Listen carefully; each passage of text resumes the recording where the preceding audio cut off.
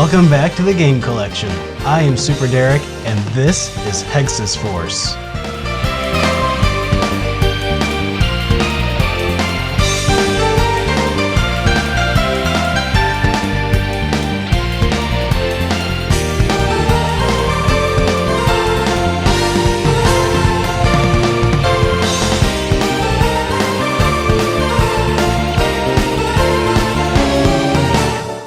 Hexyz Force is a turn-based RPG for the PlayStation Portable developed by Sting and published by Atlus.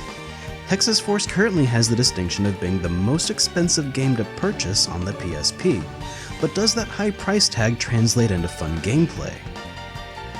Sting Entertainment is perhaps better known for their work in Evolution, The World of Sacred Device on Dreamcast, and Baroque on the PlayStation 2 and Wii. But they've been developing RPGs as far back as the Super Famicom, but without any real breakout hits. Hexyz Force was released in Japan in November of 2009, and then later in the United States in May of 2010. When you begin the game, you can choose between two characters to play as, Cecilia and Levant. The game varies greatly between the two characters, as the game tells the same story in the same world depending on who you choose, but from two completely different perspectives, converging at a few points here and there, but generally, they're quite different. In this review, I'll be covering the story of Cecilia, as hers is the one highlighted by default. Hexyz Force takes place in a world called Burge, and actually, let me step back from the review here for just a second. Hexyz Force has a lot of weirdly named people, places, and ideas, and the fact that there's not a whole lot of voice acting in this game leaves me with a lot of guessing as to how things are pronounced. So if I pronounce things wrong or just differently from the way you would, just cut me a little bit of slack, okay? Alright, let's get back to this review. Hexyz Force takes place in a world called Burge, a medieval fantasy setting where the world is surrounded by a black wall known as the Black Precipice. This world is populated by numerous races and seems to have a pretty well-developed lore of the world's creation story, which the story of this game tends to center around. Cecilia is a cleric at a temple. She's lazy, selfish, apathetic, and an all-around unlikable person. She has a blue flying squirrel that tries to keep her in line, but she's a bit of a handful. Life seems rather dull at the temple until it comes under attack by monsters, and then pandemonium ensues. In the midst of this crisis, Cecilia finds that she's something called the Maiden of the Staff, and that she's being tasked with saving the world.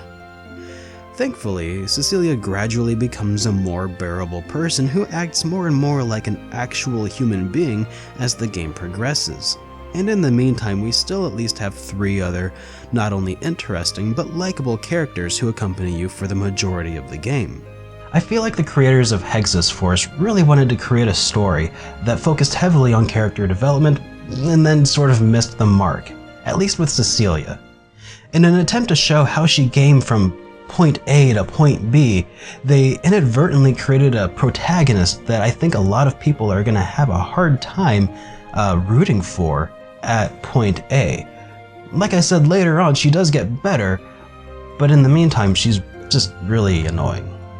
However, as you progress through the game, a lot of the mythology of the game gets more and more complex to the point of confusion. Hexyz? Pillars? Delgaia the Sealed in the Hour of Judgment? And what the heck is a force reactor anyway? Then to top things off, you don't even know who the big boss is until one of the final chapters. Towards the end of the game, I just felt like I was fighting bosses because the game told me to, but not because I had any real stake in the fight. On the other hand though, that's really okay. I knew enough that if I didn't win, the world would end. So fight I did, and fights are actually pretty fun in this game. It actually feels like Final Fantasy X with chibi character models. Your battle party consists of 3 characters who execute their commands as soon as you issue them, and then the turn order is shown on the bar on the right. There's also a basic rock, paper, scissors mechanic where the characters and enemies each have an affinity of red, white, or blue. The bonuses are important at first, but gradually become less relevant as you get stronger and stronger.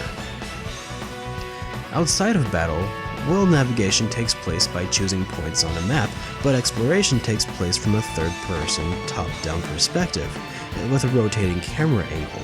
Environments are usually pretty basic, except for a few important places here and there. And in the dungeons, enemies can be seen from the world map, and are easily avoidable should you so choose. Sneaking up on an enemy, though, will give you the first attack, but being caught from behind will give the enemy the opening attack. And I really just love this mechanic in games. I touched on the Chibi Characters briefly before, but I didn't mention how much I liked them. This view of your character sort of reminds me of the older style 2D RPGs. They're detailed, well animated, and expressive. During dialogue, we also get to see some nicely drawn character portraits. But my only real gripe with this is that those portraits tend to cover up huge portions of the screen, while on-screen characters are still being animated, doing things. They sort of feel in the way, but really that's just a minor gripe. The music of Hexyz Force is pretty strong, particularly the battle theme, which I haven't been able to get out of my mind for the last several days. I don't, however, recall feeling like the music was particularly tailored to the scenes. The voice acting, while limited, was pretty good though. The majority of the voices that you hear are in battle, various grunts, screams, and taunts. But from time to time we get treated with animated cutscenes or unique dialogue, and only a few lines ever came out feeling overly cheesy. Hexyz Force is currently the only game in its series.